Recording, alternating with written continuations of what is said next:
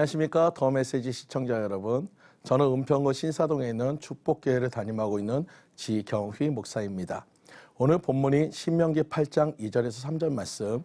내 하나님 여호와께서 이 40년 동안에 너로 광야길을 걷게 하신 것을 기억하라. 이는 너를 낮추시며 너를 시험하사 내 마음이 어떠한지 그 명령을 지키는지 아니 지키는지 알려 하심이라. 너를 낮추시며 너로 줄이게 하시며 또 너도 알지 못하며 내 열조도 알지 못하던 만나를 내게 먹이신 것은 사람이 떡으로만 사는 것이 아니요 여호와의 입에서 나오는 모든 말씀으로 사는 줄을 너로 알게 하려 하심이니라.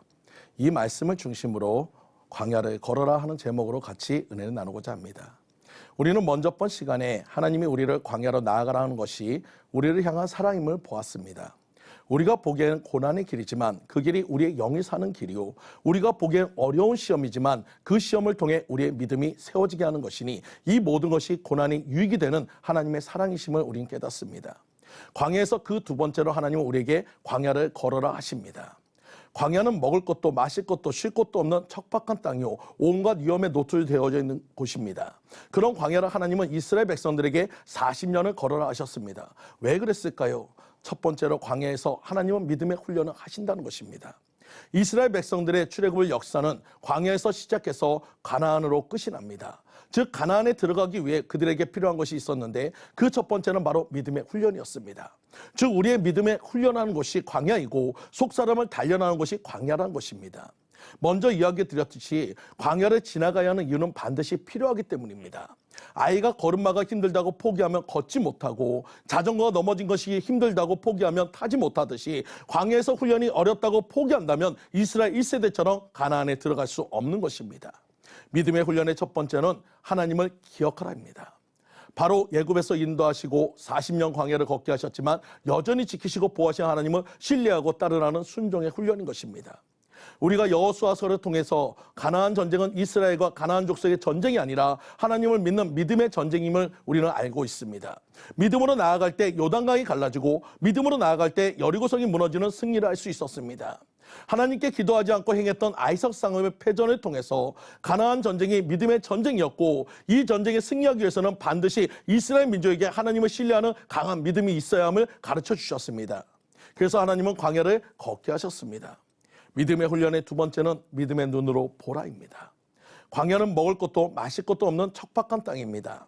현실은 광야라서 아무것도 없지만 믿음의 눈을 들어보면 아무것도 없지 않고 있습니다. 만나가 있습니다. 메추라기가 있습니다. 반석에 물이 있습니다. 구름기둥과 불기둥이 있고 하나님의 음성이 들리고 하나님의 보호하심이 있는 곳, 그것이 바로 광야이고 믿음의 눈을 들어보면 하나님의 은총이 있는 장소가 광야인 것입니다.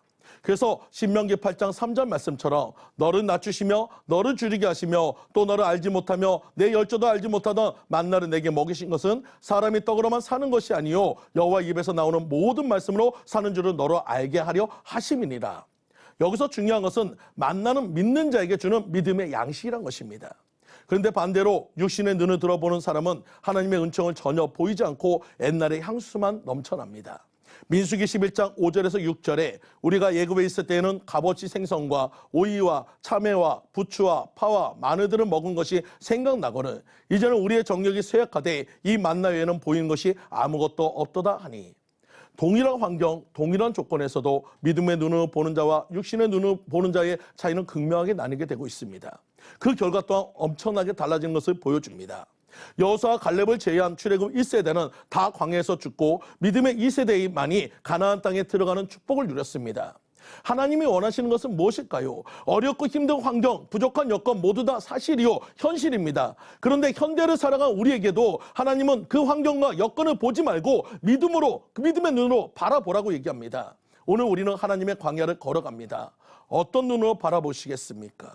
미국의 두 자매가 어려운 환경 속에서 예수님께 기도했습니다. 예수님, 내 십자가가 너무 무거워요. 예수님, 목 쑤시니 이 십자가를 잘라주세요.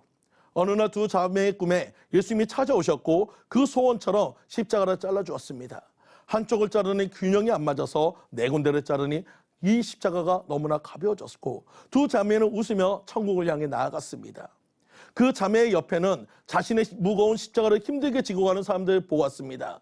두 자매는 그들을 향해서 이렇게 얘기했습니다. 바보처럼 예수님께 잘라달라고 하면 될 것을 왜 저렇게 무겁게 가나 몰라? 그들을 비웃으며 천국의 입구를 향해서 나아갔습니다. 천국의 입구에는 커다란 요단강이 있었고 많은 사람들이 그동안 자신이 끌고 왔던 그 무거운 십자가를 요단강과 그 천국 사이에 걸치고 천국으로 넘어가는 모습을 봤습니다. 하지만 두 자매는 천국에 갈 수가 없었습니다. 너무나 작아진 십자가로 인해서 요단강에 걸칠 수 없었기 때문입니다. 요단강 앞에서 울고 있는 자매에게 예수님이 찾아오셔서 아무든지 나를 따라오려거든 자기를 부인하고 자기 십자가를 지고 나를 쫓을 것이니라. 그때서야 두 자매는 회개하고 예수님의 제자의 삶을 살았습니다. 우리도 우리의 십자가를 지고 믿음의 광야를 걸어가시는 성도님들이 되시기를 간절히 축원드립니다. 지금까지 더 메시지 지경휘 목사였습니다.